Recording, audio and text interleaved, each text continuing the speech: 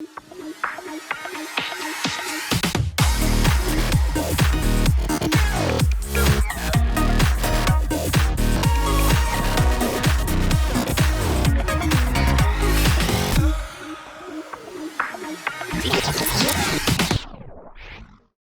right. So, Matt, welcome to the show, man. Thanks for being with us today. Sure thing. Thanks for having me. Yeah, I was telling you offline before we started recording, but man, you're making me feel, I'm sitting here in a t-shirt, making me feel like a laundromat owner, I guess I should say. You're all dressed up and fancy. You look like you're a CEO. Do you dress that way to your laundromat? Do you come in that way? No, I never. People know me. I typically wear collared shirts. So I wear polo shirts, long sleeve or short sleeve, just so that I'm not doing the t-shirt, the ragged t-shirt thing. But in jeans typically. I mean, I have the standard uniform. So yeah. Well, just so our audience knows, this is Matt Zinicola. Am I pronouncing the name correctly? There's another syllable in there. It sneaks in there. It's Zinicola. Yep. Zinicola. Okay, I missed an I in there. That's okay. And how many laundromats do you own, and where are you located at right now? I am in southern New Hampshire, just north of the Massachusetts state border. Okay. And I only own one. Okay. I'm 2 years in at this point, almost 2 years in. So. Awesome. Well, we appreciate you being here. And for the audience out there, the way that we find our guests that come on the show all different ways. Some people reach out to us and email us like, can I come on the show? Which the answer is almost always yes. Sometimes people fill out the form on our website. So if you are interested in being on the show, by all means, reach out to us. We'd love to talk to you and see if it's a good fit.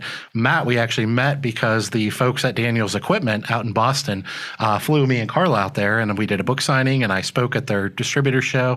And Matt is, I think, are you one of their clients? Is that fair to say? I'm one of their clients, yeah. Okay. And that particular event, they featured like a little video that they edited from my store. So yeah, right. A beautiful store. I remember seeing it. you. I'm like, that is sweet. Yeah, absolutely. And for those that don't know, we got to talk a little bit off to the side while I was signing books and stuff like that. We got to know Matt, and he's a great guy. So hopefully this will bring some value to the industry. His story is going to help you. So he's got a kind of a unique story. So let's jump into it, Matt, because I know we have limited time. So do us a favor. We always like our guests to kind of go back to, I don't know if day one or step one or year one, however you want to look at it. Okay. Tell us about your childhood and kind of the household you grew up in, just as much or as little as you want to share, just to give us a little bit of a backstory of kind of who you are, what type of household you were raised in, and because we feel like that kind of makes us, to a certain extent, who we are today. Sure. And then obviously we want to jump into your laundromat journey too. Okay. Sure. Yeah. Believe it or not, Dave, and I haven't said this to you yet, but you and I have some similarities in terms of what you refer to as grit and adversity in our upbringing. I come from modest means. I'm a self-made guy. I put myself through college. Was the first in my immediate family to get a college degree. Oh wow. But ever since I was a little kid, I was a hustler. I was entrepreneurial. As soon as I could. When I was 8 or 10-ish, we got a school day. We would go out and shovel, driveways and sidewalks and stuff like that. We had a gimmick or a money making, thing that we did each season. So in the summer, it was washing cars. There was one communal spigot on the end of our townhouse apartment building, and we'd ask our parents for money to go buy soap and a sponge and a bucket and whatever we needed at the morning. And then we went around the neighborhood and said, hey, if you want your car washed, line it up on the street. And we assembly line washed cars all day and saw, to see as much money as we could make. And that's how we had some pocket change. But we were the only 10-year-olds running around, with wads of cash. And that was a good feeling and made me feel, a little bit of accomplishment there. And, so what I gotta know what are the other ones? Yeah, the car wash that was obviously the summer thing. So spring was selling flowers. There was an old woman in our sort of neighborhood area that had a beautiful garden, and she sort of let us pick certain things from areas of her garden, and we just made little bouquets and sold them. And then fall was the rough season. It was we had this pit of quartz rocks. And we would color them, and we would sell paperweights. That was the rough season. Oh, wow. So, where did you sell these? Was it door to door? Yep. Oh, no kidding. Yep. Wow. And where did you grow up? I grew up just outside of Harrisburg, Pennsylvania. Okay. A tiny little town called Enola, just across the river. It's between Harrisburg and Carlisle, if you're familiar. So. Okay. Gotcha. Selling paperweights. That might Wow. be a first. I'm not sure I've heard I was that one expecting raking leaves, maybe. Yeah. I don't We know. did, we did it all, cutting grass, and as we got older, of course, there was more opportunities. At some point, I delivered phone books. I went to my dad and I'm like, I need more money. And he's like, well, the Bell of Pennsylvania offers routes to deliver telephone books. And he signed me up for 3 huge routes. And I remember our whole downstairs was stacked 6 feet high with telephone books. And I Those delivered things were heavy. Yes. 50 pounds per bundle of 10. Yep. Wow. Yeah. Good deal. Yeah, that's awesome.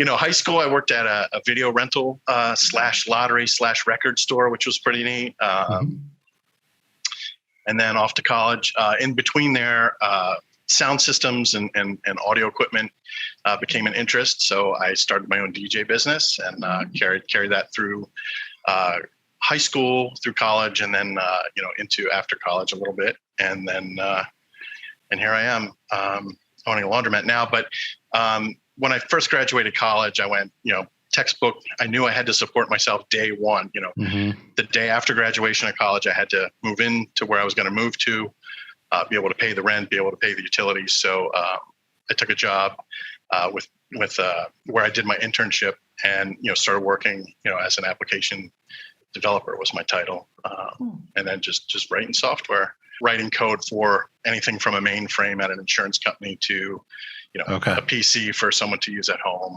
or something like that. So you grew up as the internet grew up. Yes. Right? I mean, yes. you college, like professionally. I mean, physically too, but in college, professionally. halfway through my college career, the internet became available to the public. Fortunately, the state university I went to was very early. They had like the predecessor called BitNet, which was like the first dozen nodes of what became the backbone of the internet. So as soon as they started connecting things, as we know the internet, that school was on. With a lot of other universities. But, I remember dial-up hit midway through my college career.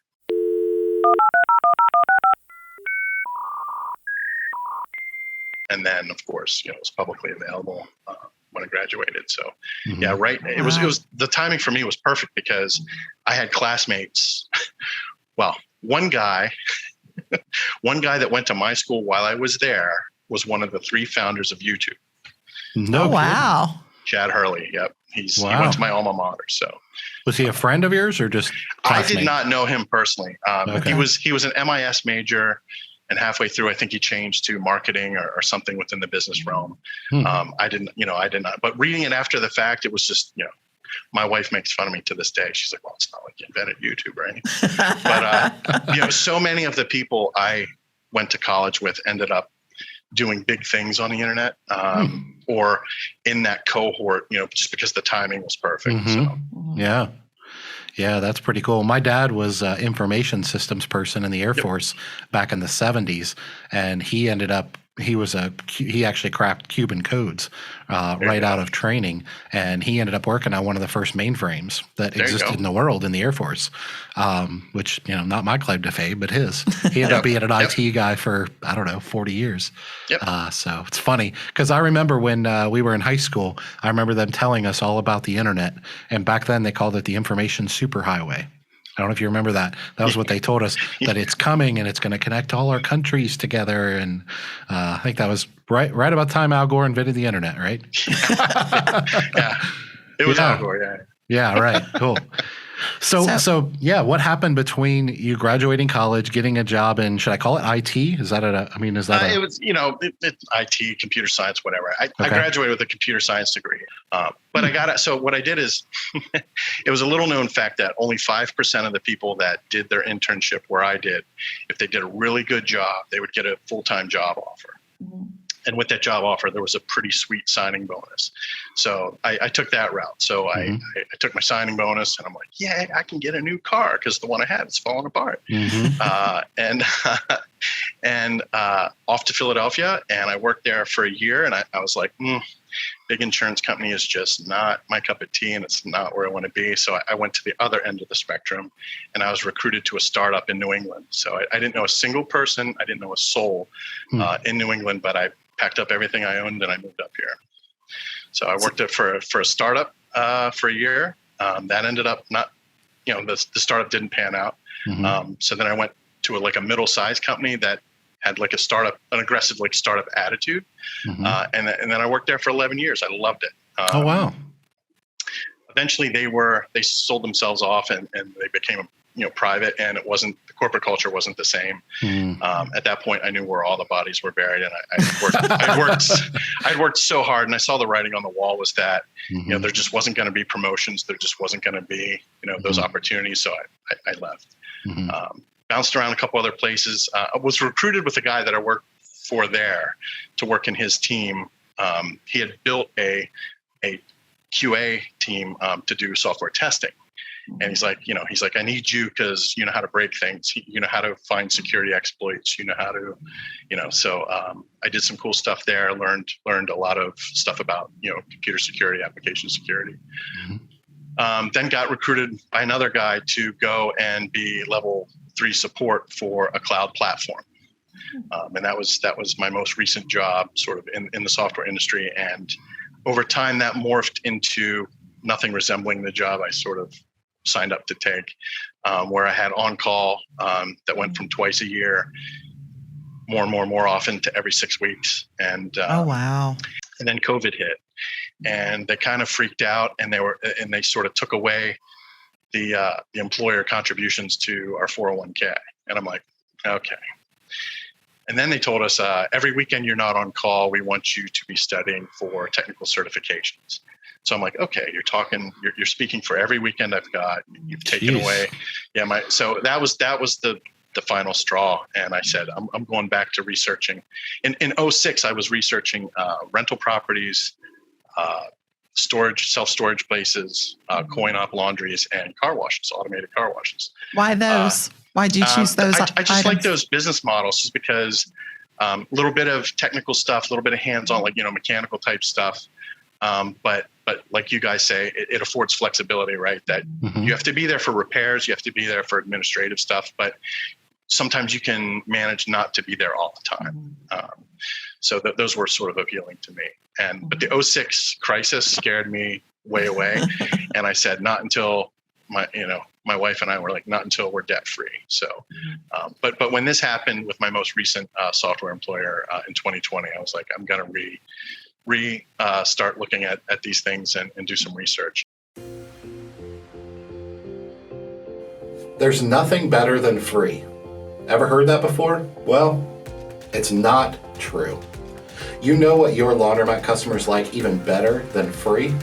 It's fast. That's right, they want to save time more than they want to save money in most cases. They want to get in and out of your laundromat as fast as possible, and they'll pay more for that experience. We're proof of that here in Cincinnati. That's why we added HM Company drain troughs into our newest store in Cincinnati. While they may never know why, your customers will love that your washers all drain better and faster than with old school drain pipes. As if that wasn't enough, every HM drain trough is made in the USA, so they ship in only a few weeks, and everyone is custom made just for you and your project. If you want to provide your customers with a top of the industry experience in your store, then contact your distributor to order your HM Company drain trough today, or visit draintroughs.com. I ended up cold calling a gentleman that owned a local laundromat that I wanted to cut my teeth on something simple. So it was this dinky little place, no counter, no attendees, no dry cleaning, So just self-serve. Just self-serve, probably maybe a dozen, if that, washers, maybe a dozen dryers, really tiny place. And I just contacted him on Facebook, and I was like, do you want to sell the place? And he was like, nope, that's my wife's project. She homeschools our children and is a homemaker. So that's her side hustle. So she doesn't want to sell it. So I opened my mouth and said, well, do you have any other locations? And he's like, I do. That's exactly, just for everybody listening out there, that's exactly how you take one conversation and to lead it into another one. Don't ever let that conversation die. Okay, go ahead. Sorry, Matt. So in retrospect, I am so glad I didn't get the small place. And I'm so glad I got the big place. So, what you're saying is true. I'm so glad I didn't just end the conversation there. So he said, yeah, to the right guy, to the right person we would sell, but only to the right person. lo and behold, he and I were relatively close in age. He too was a software guy.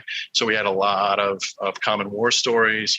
We hit it right off. We're like, did you ever hear about this? Did you ever do that? And then, so we started talking, and he said, well, you're the right person. You're the type of person we would consider selling it to. And so I took that as my opportunity to throw in every little term that I could to help me at least jumpstart with sort of all the help that I could get.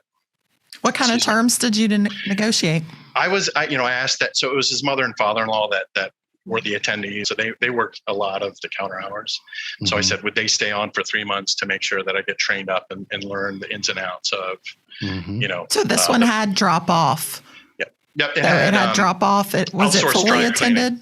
Okay. No, it was not fully attended. It was only, and actually, since I started talking to him because of COVID, it was on super limited hours. And then for 3 months, they shuttered it completely. So. Oh, wow.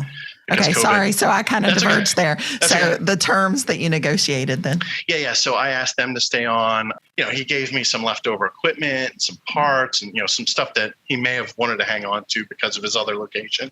Mm-hmm. But he was pretty generous in that regard, where he was like, okay, you're just starting off. You're going to need this stuff.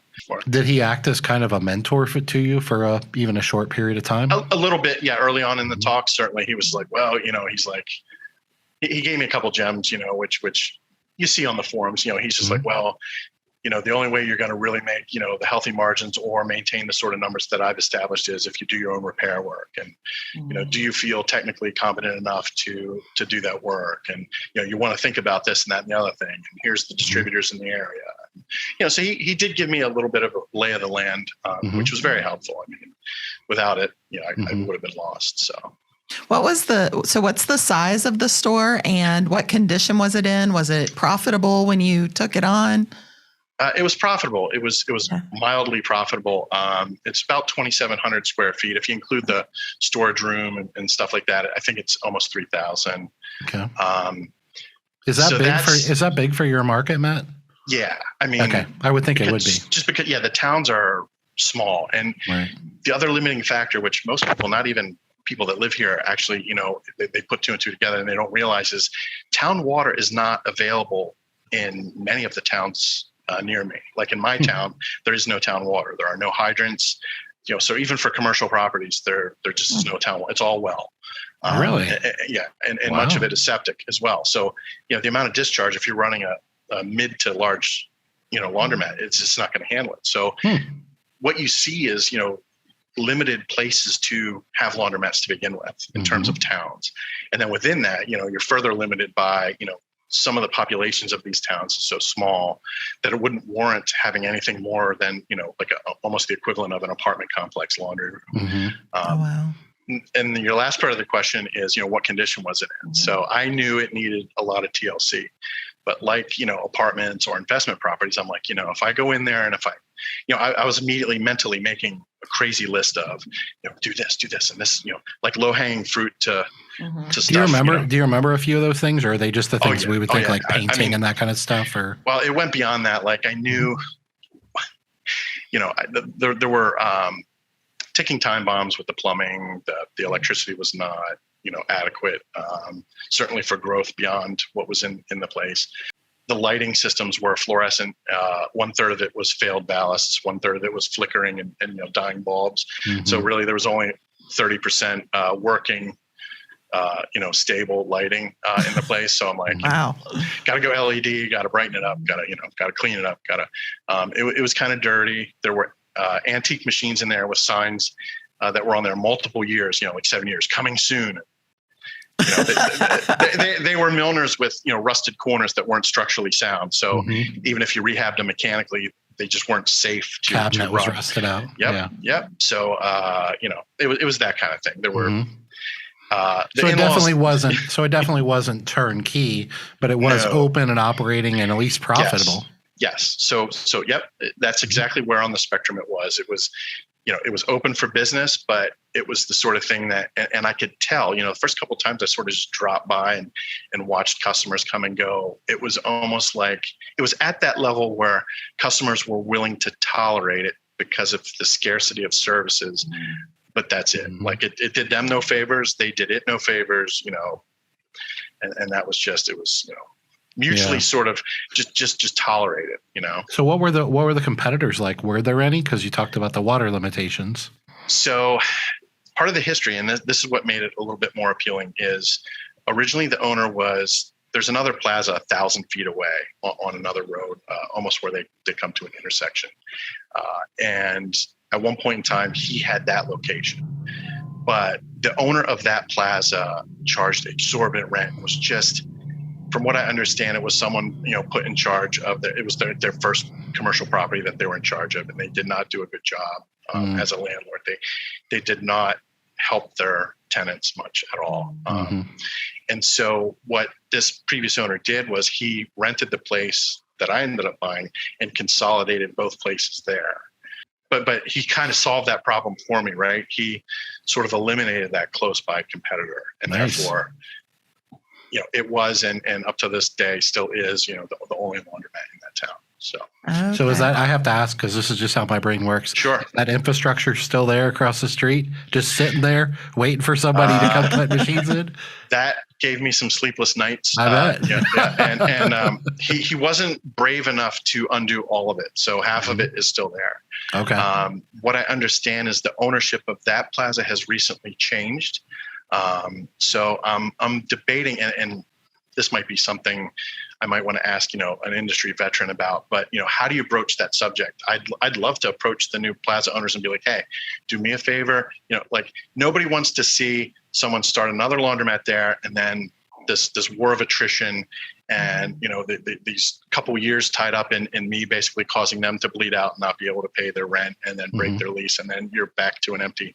So, if I could wave a magic wand, I'd love to see them return that to just a vanilla box again, so that it does not appear to be, a wonderful opportunity for a laundromat. I'd love to see that thing reverted to just, space again. But, I'm curious, when you got started into the laundromat industry, so what was the transition? Did you leave your career, go full-time laundromat, or did you, like Dave did, the first 4 years, he kept working full-time and did laundromat on top? Which way did you go, or some hybrid? I figured I'd be able to do what the previous owner did, and I could keep my day job and keep doing this. But what happened was, his mother and father-in-law were like, listen, we're no longer doing the shuttles for the dry cleaning. We're no longer doing this, and we're only, want to work X hours, and the labor market being what it was, and people. That was a tough time. The COVID fear was very much deeply entrenching, the population. So, I had to fill in all the hours I wanted work that they didn't want to work. I had to do the shuttles. When we started offering pickup and delivery, I had to do all the deliveries. So I had to give notice. I tried it for 6 weeks. Yeah. And my wife thought I was insane because it was literally like Superman. I would run, I'd leave at 4:35. I would do the shuttles. I'd do the this, the that. I'd run back in, log in, start my day. And the minute, my day could wrap at the day job, I had to bolt out of here and get over there and work, the rest of the never sleep. The never sleeping started when I started making, mass changes, mass improvements to the facility. Oh, really? Yeah. I'll tell you about that. but it was just too much. I was like, I can't. This is not sustainable. So, going from a worker bee to a business owner, I'm like, I'm just going to jump whole hog into it. And that way there won't be any regrets. So if it crashes and burns, at least I can say I gave it 100%. And if I'm successful, I'll know one of the things that let that happen was it was my sole focus. So I felt it demanded the attention that it be my sole focus. Well, good for you, because I think a lot of us, myself included, if we're given the choice, we're going to dip our toes. Like, that feels like the safer thing to do. And while I wouldn't change my story, because it's my story, the fact of the matter is, being in the position I'm in now, where I've coached hundreds of people, and one of the things that I tell them that it's very easy for me to say when I'm coaching people is I tell them, look, the best people, like, there is no, you're burning the ship. Like there is no plan B, because when there's no plan B, you will figure out a way, and it will be everything you have, and you will be all in. And if you're not, which unfortunately I personally believe a big part of the problem in our industry collectively as an industry is there's too many people doing laundromats that aren't dipping their toes for a little bit. They're dipping their toes forever, like 20, 30 years. They're never really into this. And it's reflective in the product and the way they serve their community and things like that. So I know it's only been 2 years, but do you regret burning the ship and kind of jumping? I mean, I know you could always go back. You still have the skill set and everything. But like you said, when you make that leap, it's you're all in, and it's a matter of sort of survival and trench warfare than, a casual, I tried, but it didn't work. It's a super commitment, Well, I remember I've done not this podcast, but I've been a guest on other podcasts telling my story, promoting my book and things like that. And I don't know, probably 50, 60 podcasts at this point. And in one of those, someone asked me one time what I felt was the key to my success in laundromats. Is I said I didn't have an option. I didn't have a choice. I had a family. I mean, I had a 3-week-old baby. My wife was on maternity leave. I had a 2-year-old and a 10-year-old. I was like, I was gonna either die or make this work. Like there was no other option. And I don't know if burn the ships is always the right way to approach this for everybody. But some of us, and I know I fall into this category, I'm hot and cold. Like I'm all in or I'm all out. And I really believe that that's a not so secret sauce, as it feels like if we can mitigate that risk and mitigate that fear, we should. And I get that on the surface, but what I'm here to tell people is, and once again, easier for me to tell you about your life, but I tell you what, if there is no other option to succeed, guess what'll happen? You'll succeed. You'll probably do things that, you wouldn't have otherwise done and make sacrifices in other ways. But if entrepreneurship and business ownership is that important to you, it's still worth it at the end of the day. Because I always say, this isn't what I do. This is who I am. Yeah. So. That's a good way to put it. I mean, reading your book, it tells that story well. But for you, the timing was absolutely critical. Like it was, jump in or don't, but it had to be done at that particular moment in time. So and it was terrifying. I mean, I know me and Carla both remember it like it was yesterday. And just so if you haven't read my book, we're talking 4 years into my journey, guys, when I quit my full-time job. So buying a store, that really wasn't all that risky to us because we had no debt really, other than our house. We both had solid middle-class careers.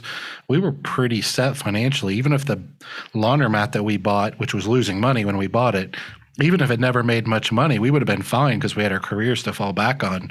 When I quit my full-time job that I had been at since 19, there was nowhere else to go. And that was actually terrifying for both of us. Well, and unlike you, I mean, you have a skill set where you can easily find another job. Being a lineman, I mean, he doesn't have a college degree, and being a lineman isn't very transferable to other companies. The only thing I could have done is something they were starting to outsource anyway. That's right. The only thing I could have done is went to a contractor and made half of what I made to do the same job, or maybe if I was lucky, move to another city and completely uproot my family. And that didn't seem like an option either. I mean, luckily I was a teacher, so we make like big bucks. She was highly compensated. Like bank, baby.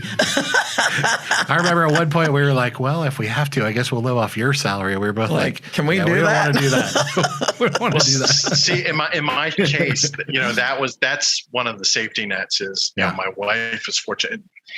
She started as administrative assistant, in the software industry, but took full advantage of everything they had to offer. So these days she's a hot shot, project manager for a software company, and she surpassed my income.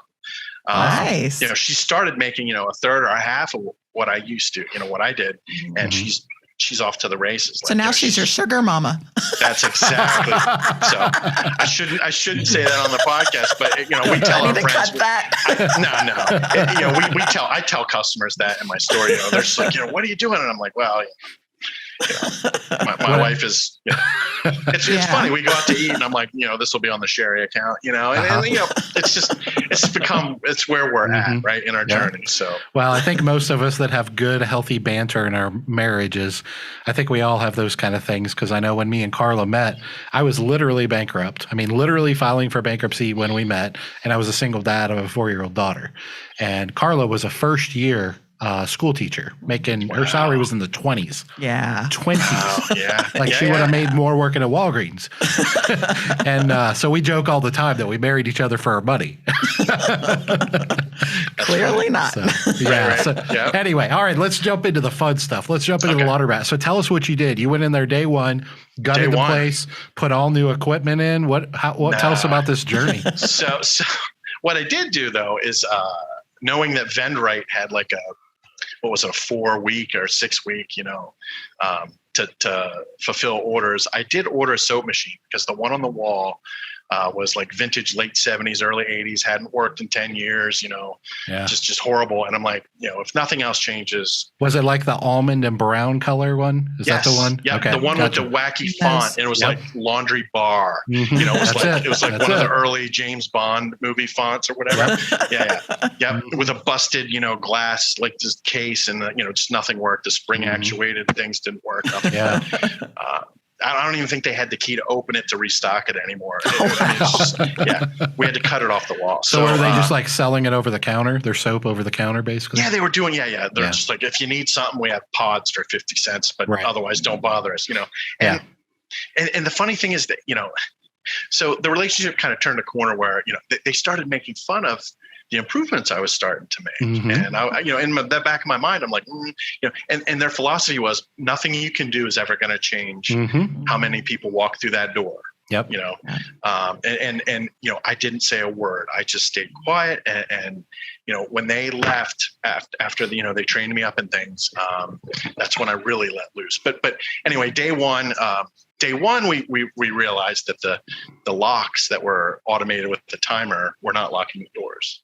And there was about 50 pounds of dirt trapped in the exhaust fan.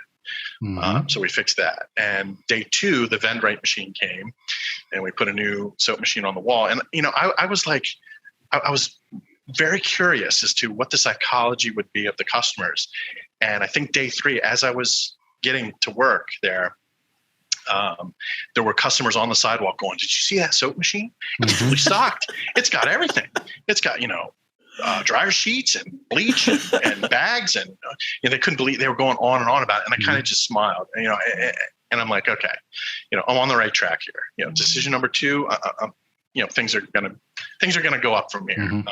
So I want to push pause for a second, Matt, and I don't know the backstory, so I may be leading us off in a ditch here, but I'm always curious with people. So you made the decision quickly to invest in a soap machine, and you saw let's call it a good ROI, or at least a good response from the community. The people that were, let's call them acting as your mentors in some way, shape, or form, were literally mocking you and making fun of you. How did you transition from, as a new owner, we don't know if what we're doing is right. That's why we don't go out on day 2 and buy $200,000 in equipment, but I don't blink an eye at it because I know what's going to happen, right? So how did you make those decisions, and what gave you the assurance? Had you found another coach? Had you read books, or what, or were you use common sense? I have to do this or it's not going to grow. What was your thought process? It was like, I was watching the reactions of, I was people watching the customers, and I was like, and then I was putting myself in the shoes of the customer. And I was like, if I walk into a place and it doesn't have soap, I felt that it was a necessity in a current day laundromat to offer soap as a convenience. So day 3, I think day 3 or 4, it was the first week, a trucker came in. He's like buying Tides out of my soap machine like it was nothing. And I said something to him, and he goes, "Listen," he goes, "I travel coast to coast in my rig. I don't have room for a big jug of detergent in there. If you didn't have soap, I wouldn't be doing my laundry here, plain and simple." And left. And I'm like, that illustrates my point. I'm like, so, I usually get feedback from customers when I do something, anything, as simple as use less soap stickers on the machines or something like that.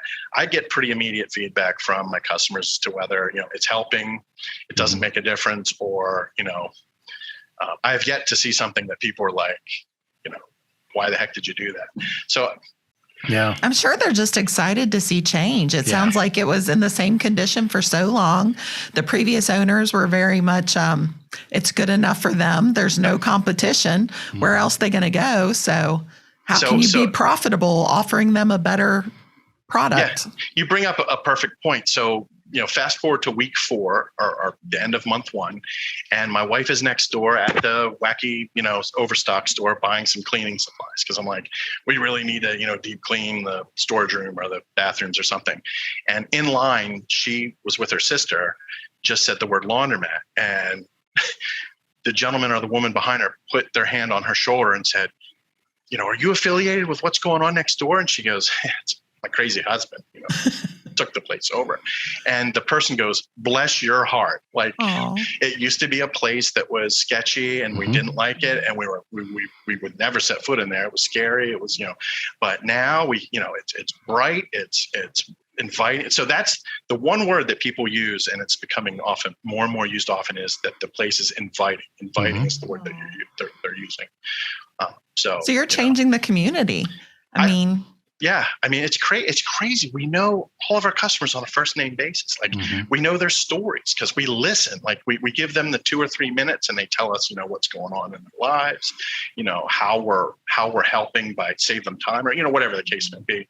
But, we know if they Airbnb their house, or if they're seasonal residents, or, like all these things. And that only helps us serve them better. So, but you touched on it. You have to be listening. Yes. And you have to make that time. It's an investment. You need to foster that relationship. It won't happen on its own. If you're just like, hey, how can I help you? Okay, thanks. Have a good day. And that's the end of it. You'll never get there. But it's funny because the young people that I hire, I've got a girl working for me now. She's 19. And I had to warn her when she took the job. I'm like, listen, it may seem off-putting in it. And it may, if you're timid and you're shy, it may be going beyond your comfort zone. But you will see, myself and the other employees interact with customers like we're family. And I'm like, so don't be put off. It's not like a fake thing, and it's not whatever. But just to warn you, like, it will happen. It'll come off that way. And, she thought I was joking. And I think her second or third day of training, like our number 1 or number 2, best customer came in, and I'm like, Amanda, welcome back to town, blah, blah, blah. And, this girl's like, what is happening? Like, it's like a reunion of old friends. And I said, I told you, this is sort of how we interact with some of our customers. So. I love that. Yeah, that's fantastic. I feel like we talk, and obviously we want to hear more, but we talk too much as an industry about the things we do to the facility. And what I've started to do in my kind of messaging to the industry is to point out to people that there's 2 sides of the business, and they work with the symbiotic relationship best. And one of them is the facility. Of course, it has to be clean. Of course, we have to have nice lighting, and it has to be inviting, and newer equipment, or at least equipment that works, and modernized payment systems, and TVs, and different things like Atmosphere TV being in your stores, and all these different things like this. That's the facility side of the business. I feel like a good portion of the industry doesn't even get that right. But the people that do get that right stop there most of the time, and like they think they're the top of the industry, and relative to, what we bought, they probably are. And I tell people all the time, but there's so much more opportunity. If you take the store you bought compared to where it is today and how far you've taken that in a short period of time, it's not just because of the facility. And that's some of the stuff you're hitting on. Is that's what I call servitude, that, corporate America likes to call it customer service, but all it is listening to people, hearing people, serving their needs, it can be something as simple as holding the door for them because they're carrying in bags of laundry and, giving them a free water just because you happen to have the vending machine open. And these are super, super little things, but there's bigger things like helping them carry their laundry out to their car and, giving their kid a sucker and giving away a free wash. Or, I have customers come in that have been great customers for years. If I happen to be there and I see them, I'm just look at my manager. I'm like, everything they have today is free. And then I'll just see you later, walk out the door. Because I don't work in my stores anymore. But it can be big or it can be small. But the point is that if us as an industry and independent operators, if all we're doing is stopping at the facilities, we're really only getting it about 50% of the way there. And don't get me wrong, that's better than the alternative, but there's so much more to that. And that's what I'm hearing you say. So I'd love to hear more about the story of what you did with the facility, but also, do you have a team? Do you work in the store today? I know it's only been a few years, but what's that? Walk us through where, get us up to where you are today. Because as Carla mentioned, we got a not so sneak peek at your store through the video when we were out at the Daniels show and I was speaking out there. And you've really built an amazing laundromat. It's gorgeous. Yeah, there's a lot more than just a nice soap fender now. Definitely. So, the subtle sort of undertone to the whole place that we're trying to do, like, and as far as the decor and the appearance, at this point is we're trying to make it look like someone's own laundry room at their house, except instead of 2 machines, there's 50 some machines, right? But it's a really delicate balance. Like we don't want to go too far with tchotchkes or whatever, but we want to make it nice. And I think we're on the right track because, like I said, customers come in every day and they say thank you for having it set up this way, and they use that word inviting. So I think we're at least headed in the right direction with the things we've done. But thanks for saying that. Being a veteran and having multiple stores and stuff like that, to hear that come from you, and when my distributor tells me, oh, you're doing a great job with this or that, it means a lot because I'm just this humble guy 2 years in right now, so that feedback is reinforcing. So I appreciate that. Yeah, it's absolutely powerful. And I don't know why we don't talk about it more, but I am. Because I think we need to hear it. I think we need to hear it. I say that's all, if I'm there and I'm not tied up doing something, that requires my attention, I always say, just pull up to the curb and I'll grab your stuff. Or, if you need assistance, just holler at one of our workers here and we'll be happy to help. And like you said, that goes a long way just to say, hey, look, we're here. And because we're here, we're more than willing to help. If you need anything, if you have questions on how to, what machine you use, how to use it, what cycles should I be using, whatever the case may be. That's why they're there. So. Well, people also don't understand, while yes, it's a human decency, and for some of us, it's just like who we are and how we're going to run our business no matter what. The flip side to that is business-wise, you can charge more for that. Like your value proposition, when you provide that level of service to the community, you're no longer a commodity. You're now a service-oriented business, and you can and should be charging more for that in most situations. And that's another one of those things that the people you bought the laundry off of probably didn't understand. They didn't think if they fixed up the store that they could get more customers or charge more, let alone if they actually provided service or kept it clean or made it inviting or all these different things. And it's not always in fact, it's really never an all or nothing approach. I always look at it as more of a stair step approach. But for some reason, we think there's only like 3 steps. And it's like, okay, if it's clean and safe, then you get this step. If it has new equipment, you get this step. And if it's a good location, you get this step. But there's really nothing beyond that. And I tell people, I haven't found the end of the staircase yet. I really haven't. And I don't think our industry understands that. You obviously have really good instincts for business, but probably comes from people would be my guess. It's usually how it works, because you're instinctually doing a lot of things right, and obviously you're getting the rewards of those. Okay, so let me get off my customer service soapbox for a minute. I'd like to hear about. I want to go back and hear about the store. Yeah, I want to hear about the new equipment, and I want to hear about what you've seen after it, because obviously the previous owners thought, oh, spending a lot of money, you're just going to lose money. You're never going to see the growth. So I want to hear what you've done to the store and what the after effects have been. So, being a new guy, I figured my very first instinct was, I had this loyal little bit of my customer base that loved the top loaders.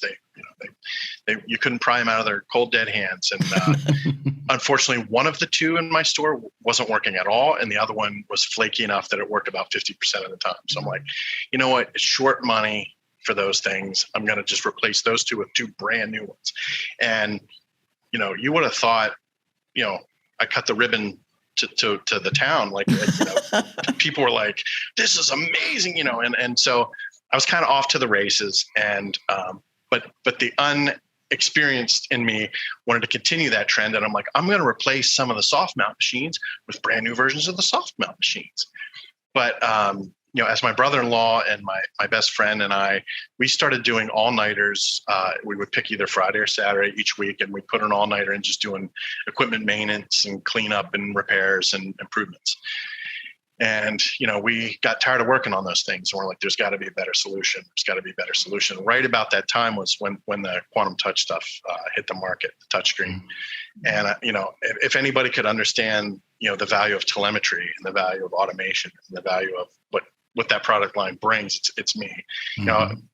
Part of my, computer career was, basically as a data scientist or a data architect and doing that database stuff. And I'm like, this is it. This is the path forward. Not only is it a competitive differentiator, not only is it the real equipment, not the toys or the way to spend half, and get a new washer, but it's sort of where you want to be if you want to ensure a consistently good customer experience. So,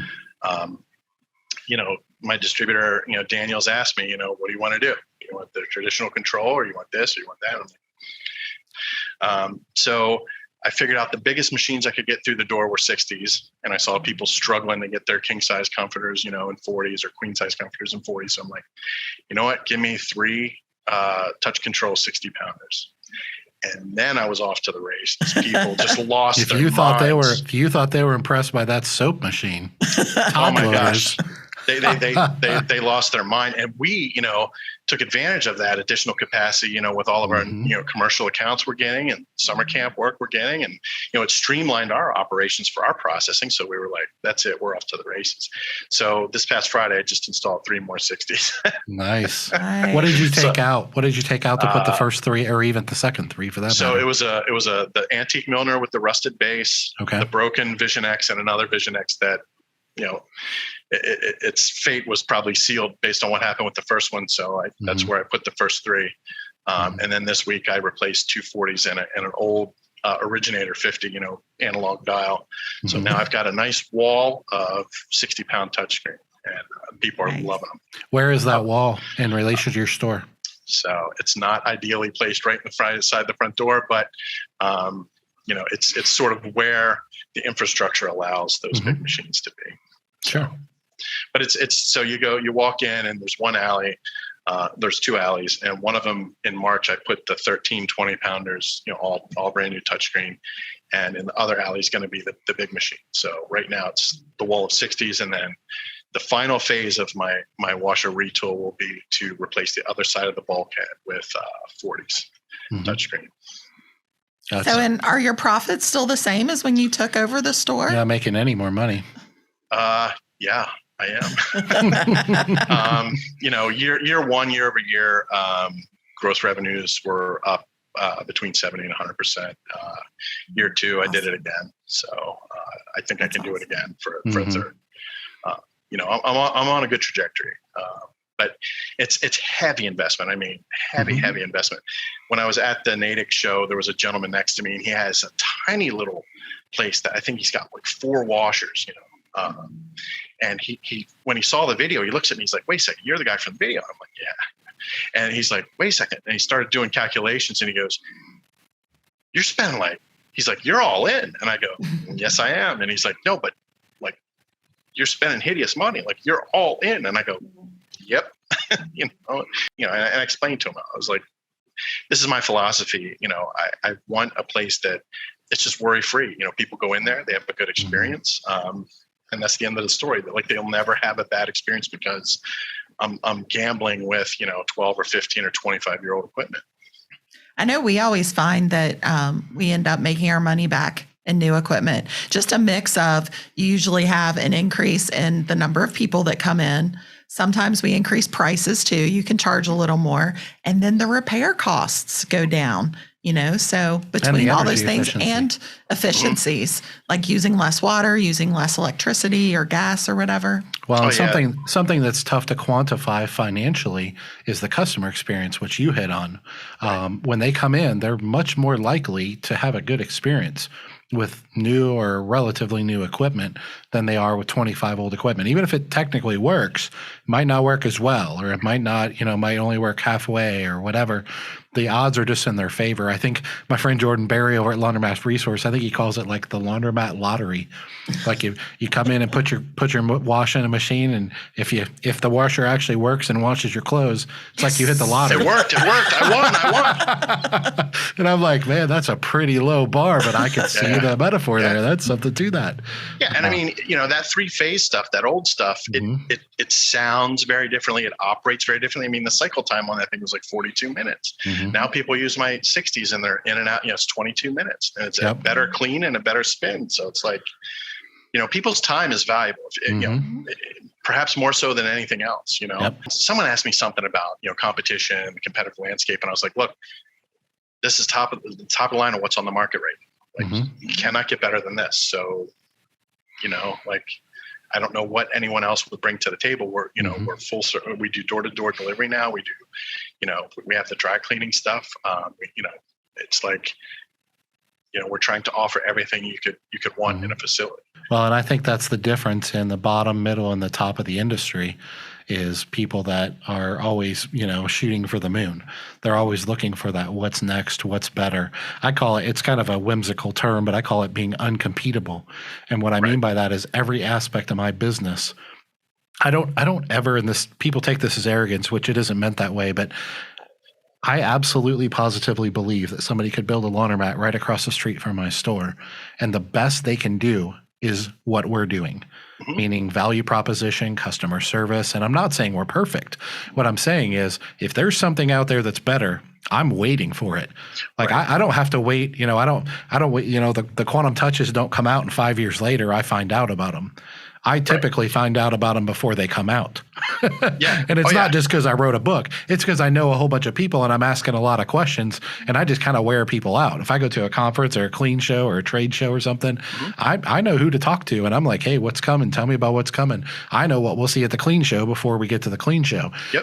And that's not because I'm special or unique. It's just because I'm kind of obsessed.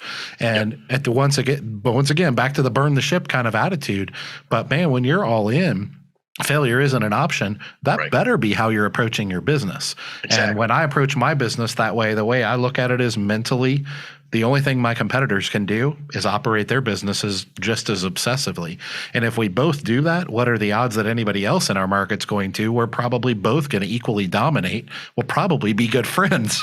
Right. It's usually how it works out. And so that's a message that I really want to share with the industry is you are an example of that. And I know you feel like you're a newbie just because you only don't have a lot of time on your side, but the impact that you're having and the decisions you're making and how you're going through these thought processes, facilities wise, operationally, you still have that same mentality of like, what can I do as good, if not better than anyone else? And then you don't have to worry about everybody else. You literally don't have to worry about them. I mean, that's the engineer in me, right? That, when you build computer software or something, you have to be pragmatic, and you have to build the better mousetrap. You have to write that code or have that application do what the customer needs, but in a better way. That's how they're going to decide, what software, what system, or what, sort of what platform they use. And I think that's where the techie in me helps me excel. Yeah, that's fantastic. Well, man, I know I feel like you're kind of discounting yourself a little bit with what you've accomplished in 2 years. I hope that people are listening, and this is the reason we wanted to have you on the show. It's not always about being in the industry for 20, 30, 40 years.